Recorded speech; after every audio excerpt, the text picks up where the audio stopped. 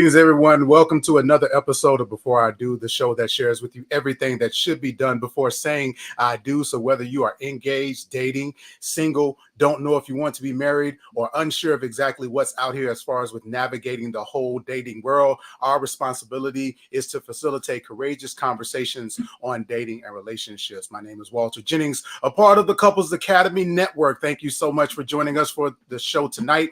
If this is your first time tuning in to Before I Do, we are so glad to have you. This is an interactive show, so we need you to make sure to put your questions, your comments in the chat. I can do a lot of talking, but I prefer not to. I prefer for this to be a dialogue, a conversation, for you all to be an active part of exactly what is taking place here on Before I Do. So be sure to blow up and utilize that chat feature so I can be sure to put your comments in the show today. For those of you who have tuned into the show previously, you know that normally I do this with my beautiful partner, my wife, who's a Couples Academy practitioner as well, Charmaine Jennings. She is actually away at a women's retreat. She is helping to lead that out. So I want to give her a special shout out and congratulations to all of the ladies who are engaged in this 3-day women's retreat. Pray that you all enjoy it. In the meantime, I'm going to hold down tonight's show, and we are continuing on with our conversation this month. We have been talking about the long lost art of flirting. Flirting is a type of tool that people use when it comes to get to know others, to send different signs and signals. And so we have really delved into all of the characteristics and parameters surrounding flirting. We've been talking a lot about the different flirting styles and language. We defined that there are 5 separate ways that people flirt. The first is traditional. This is adhering to gender specific roles, such as women signaling with their body language when they are open to receiving engagement from a man, and then the man coming over to make that first verbal communication to establish formal contact. Then we talked about physical, which is expressing a desire or an interest through nonverbal behaviors like body language, touch, and of course touch with consent, or at least in a non-threatening way, making sure that you are in a good, comfortable place with someone as you prepare to engage with them when it comes to physical flirting. Then we talked about sincerity. This is forming an emotional bond with a person by being friendly, making them feel comfortable, and creating a good rapport. We talked about how this can be a slippery slope when you're getting to interact and getting to know someone, and we're going to get into that a little more tonight, how those lines can sometimes be crossed where you're actually purposing to get to know someone on a platonic level and they see it as sincere flirting, and then challenges occur. Next, we talked about playful flirting. This is flirting that is intended to be fun and to all, rather than starting a relationship. This is about having a good time, interacting, joking, playing, teasing, really more of the informal side. And then lastly, going hand in hand with sincerity, we talked about polite, which is behaving in ways that are moral, conscious, reserved, in order to not embarrass yourself, to avoid rejection, and to be selective. So we talked about these various flirting styles, right? And we asked the question, which one do you prefer to be flirted in? And which ones have you experienced? Which ones work well for you? Which ones have not? Obviously, with the traditional one, with the society and time that we live in now, we're beginning to move further and further past that, where we're starting to see women become more assertive when it comes to when they're interested in someone, not waiting for their nonverbal cues to signal the person that they're interested in, but actually going up and engaging in a verbal conversation with them. So as times are shifting and changing, it's really interesting to see how these various flirting styles are used and also who they are being used by. So one of the interesting things that we talked about last week was the difference between flirting and teasing. A lot of people use these terms interchangeably, but there is a difference between flirting and teasing. Flirting is defined as engaging with someone for sexual desire or just playful amusement. Teasing is tempting. Notice that very first word. Teasing is tempting someone sexually with no intention of satisfying the desire aroused. So it is, teasing is seen as a form of manipulation. And as we get into the show tonight, part of the question is, when we talk about flirting as it relates to how it is perceived from the flirter and the flirtee, how can those lines sometimes be crossed, and what challenges can they present when it comes to the interaction and the dynamics between two people? The way that I may perceive you interacting with me, I may see it as you flirting with me, and you actually may just be seeing it as engaging as a platonic conversation where you are just trying to get to know me. And a lot of times those lines can be crossed, feelings can be hurt because of the assumptions that are oftentimes made. And so it's important, and experts agree, that flirting for gain can be a really risky business. So flirting can be dangerous when it's welded as a tool to manipulate, deceive, or control. And part of the way that when we look at flirting, when it is done in a way that, again, is intentional, that is genuine, that is organic, that is done just in a way when you're getting to know someone, then a lot of times, most of the time, it can be harmless, even when it may be misconstrued. Being willing to share exactly what the intentions are will really help to quell the situation. But we see flirting can be used as a way to actually serve as manipulation, and that's when we get into a lot of the challenges. So flirting, according to psychologist Simon Ringo, who's the director of cognitive behavior therapy at the Montefiore Medical Center in New York, he says flirting is a suggestion of a possibility, but not the probability. Possibility is maybe it happened, maybe it won't, yes or no. But that probability is where you actually get into the numbers aspect of it, the percentage of it. So when we talk about flirting, we want to use our Speak Now question of the night for you. Have you ever experienced or been a part of a flirting failure situation where someone maybe shot a sign at you and it was not received by you, or it was not something that you were interested in, and they pursued it anyway? What was the situation like? Or maybe you, as they say in this day and age, maybe you shot your shot. How was it received?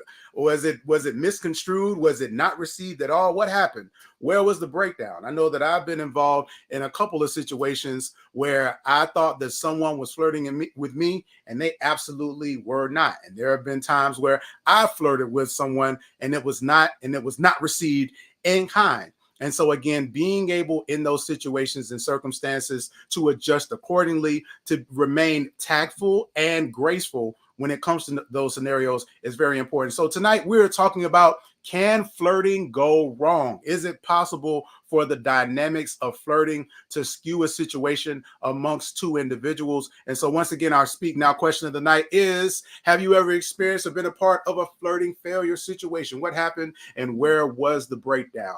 We're going to take a really brief commercial break, and we'll be right back with more. Before I do it again, tonight we are talking about, can flirting go wrong, right here on the Couples Academy Network. Stay tuned, everyone. Welcome to the Couples Academy app. The Couples Academy app is your go-to hub for how to do marriage right. Get started with our app today by perusing our amazing features that conveniently allow you to connect. This app is packed with powerful content and resources to help you grow and stay connected.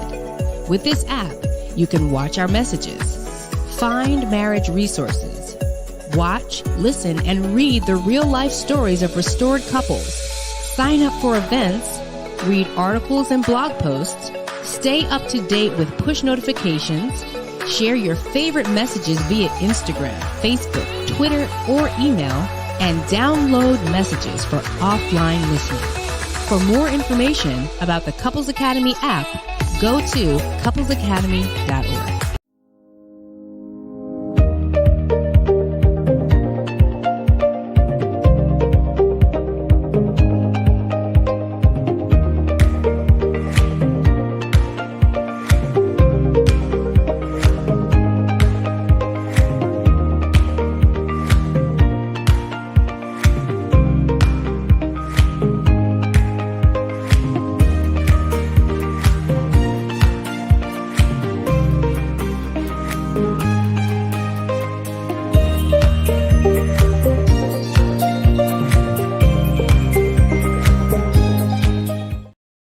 listening to Before I Do right here on the Couples Academy Network. My name is Walter Jennings. Tonight we are talking about, can flirting go wrong? And before we went to break, we posted our Speak Now question of the night, which is, have you ever experienced or been a part of a flirting failure situation? What happened and where was the breakdown? Be sure to put your comments in our comment section or any questions that you have, and we'll be sure to get those. In the meantime, what we are going to do is we are going to get into 5 ways that flirting can actually go wrong. What are some of the things and ways that flirting can be used that can actually work against us and really, again, destroy that dynamic of that flirting can often provide, as far as with breaking the ice, being more informal and a productive way to get to know someone. But there is an appropriate time and place, and we want to make sure that we're adhering to those things. All right, so the 5 ways that flirting can go wrong. Number 1, flirting with authority figures. When we get pulled over by the police, when someone again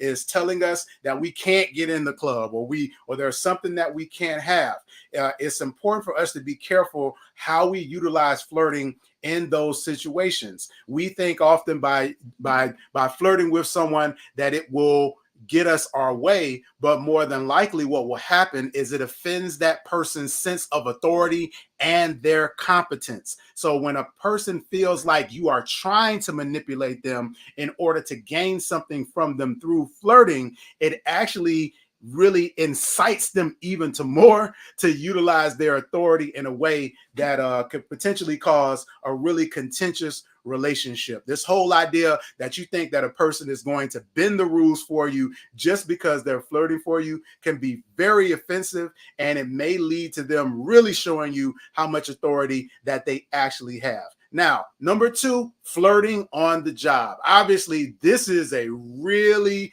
challenging one because when it comes to the majority of our day, right, it's spent on the job. When you really think about it, a third of your day is spent at work. You spend a third of your day at home, and then you spend the other kind of 66% either sleeping or at home or doing whatever it is that you want to do. But a third of your day is spent at work. So obviously there's going to be some interactions with people that you like. Obviously there may be some potential connections there, but you have to be very careful about some of the ways that you interact with some of the people on your job and ensuring that you don't cross any boundaries, especially when you talk about people in leadership, your supervisors, those who may be in positions to promote you and to do some different things for you. Flirting can be used as a way to try to manipulate or kind of really have your way maneuvered into upward mobility. And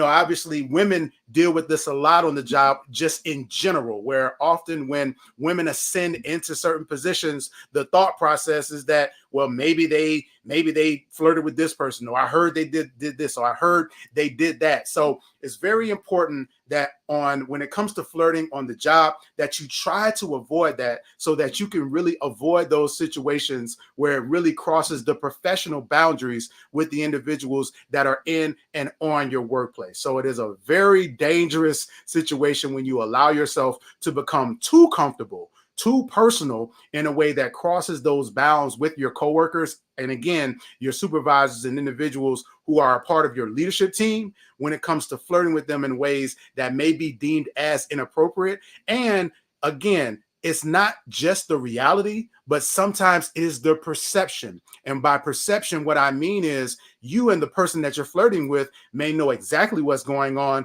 and may be completely fine with it. But the people on the outside, the people that see you, they may begin to form some opinions that may be a detriment to your livelihood and your work on your job. So something to be mindful of. All right. Number 3, the third way that flirting can go wrong is by violating previously established roles. What do I mean by that? These are relationships that have been clearly defined as it relates to your interaction with that particular person. It's always been platonic. It's always been above board. It's always been kind of clear. When you begin to introduce flirting in a way where a relationship and a standard or a regular routine or behavior has already been established, what can happen is that it can allow your intentions to become questioned, and that person can be confused by it. So you have to be very careful that you don't have that person that will then separate themselves, where you could have had them as an ally, but because you decided to flirt and introduce a dynamic into that relationship that was already kind of pre-established and set in place, then it can be a situation where flirting will actually work against you. So it's very important, again, that when you have those situations where it's someone that maybe you've interacted with them, maybe you didn't know that you liked them or even wanted to flirt with them, just to be very clear about your intentions when things are shifting and changing, so it doesn't take the person completely off guard and actually wreck and ruin the relationship that you all previously had. All right, the fourth way that flirting can go wrong is when we begin to ignore clear signs of interest from the other person. Flirting is fun and it's exciting because, again, it suggests the possibility of something physical occurring without probability. So there may be a chance, but this is not about a numbers game. But this can ultimately backfire if an innocent flirtation is perceived by the other person as a real desire. So this is, again, an interaction where you're just being playful, you're just trying to be informal, kind of breaking the ice with this person, but this person is taking it as, oh, this person wants me, this person is really feeling me. So this person may start hanging around your desk. This person may start making certain passes at you, or this person may start asking you what you're doing afterward, or even worse, this person may start showing up in areas during your personal life, maybe figuring out exactly some of the restaurants you like to frequent or some of the things you like to do in your personal time. So it's very important that we not ignore those clear signs of interest from the other person. Now, you may be asking, well, look, is it really my fault? And is it really my responsibility if this person took something that I did or something that I said and I ran with it? It may not be your fault, but again, it is your responsibility.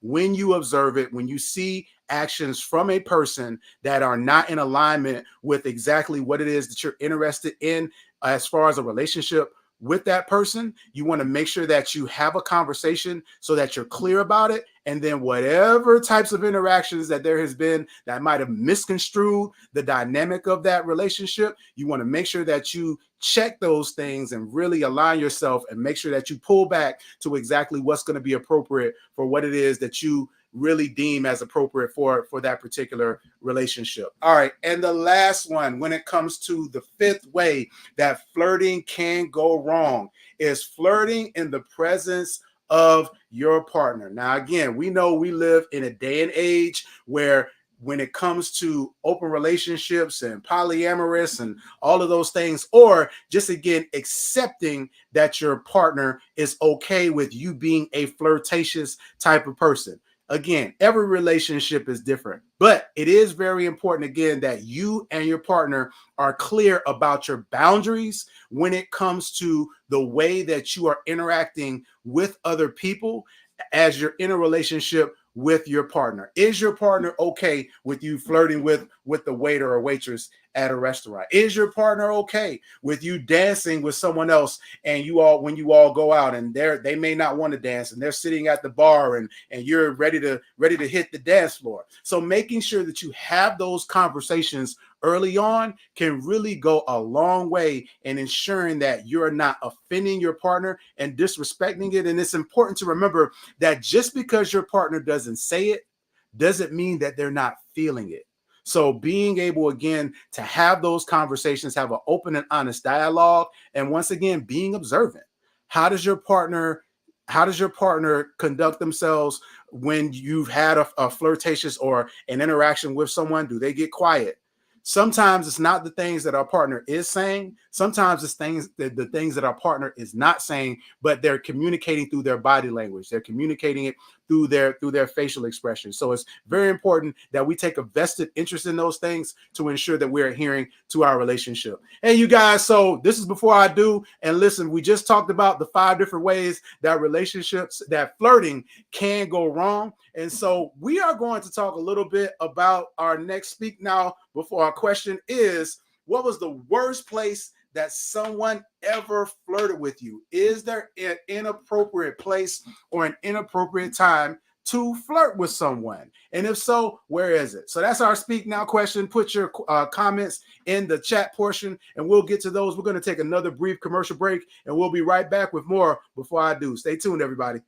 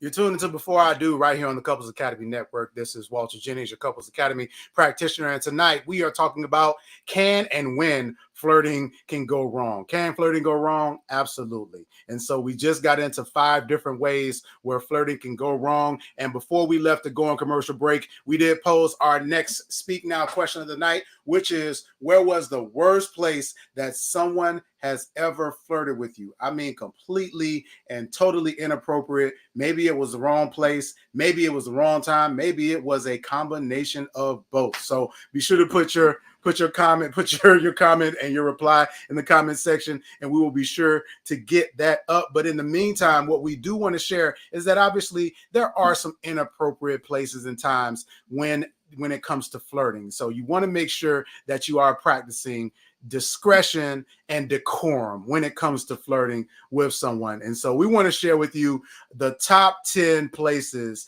that are completely inappropriate to flirt with someone. All right, number 1 is a hospital waiting room. So obviously we know that a hospital can be a breeding ground for anxiety. People are anxious about either tests they're taking, loved ones that are actually going through certain things. They may be there to support someone. And sometimes the last thing that they need is someone trying to hit on them or flirt with them in a way that is not going to help them with their anxiety, but actually is going to accelerate it because of this particular interaction. So it's not an emotion that you want to play into when you're making a move on someone when it comes to flirting. So you don't want to flirt with them in a hospital waiting room. Number 2, the gym. Now, on the surface, this may seem like this would seem like an anomaly, right? Because in the gym, you've got people sweating, you've got people that have on tight fitting clothes, people are working on their body. So there's a whole lot of physical and sexual tension in the gym, right? Which would make it seem like a natural place where flirting would be a good thing to happen.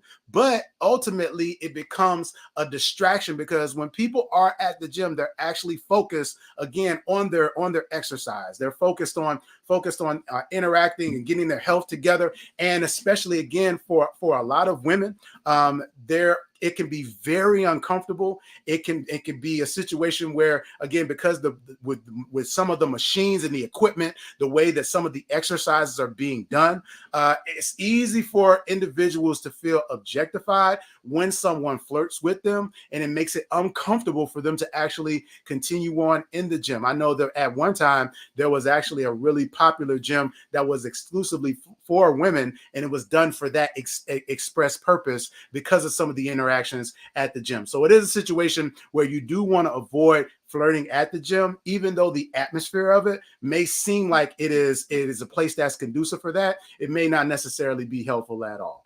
Number 3, it should be fairly obvious, a funeral. There's a lot of heavy emotions that are taking place there. There's the grieving and the loss of a loved one, whether you're there supporting someone, regardless of the reason why you are there, just the whole atmosphere of a funeral is not a good place for you to engage in flirting with with someone. So you definitely want to avoid that. Number 4 is a job interview. Now, part of the reason why is because, again, this is a professional atmosphere. When it comes to flirting, flirting is seen as a really informal, as a personal thing.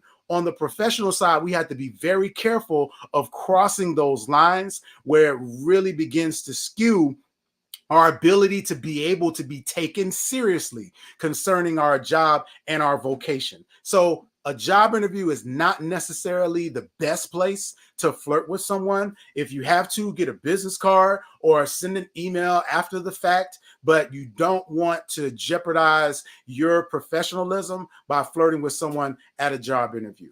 Number 5, in the undergarments section of a store, it's just really not a good look. It's creepy. It's inappropriate. It's just not something that anyone, if I'm a guy and I'm looking for boxes and someone comes up and flirts with me, it just feels weird. And I would imagine women, same way, they're in Victoria's Secret or wherever, and a guy comes flirts with them, it can just be really, really awkward. So don't do that.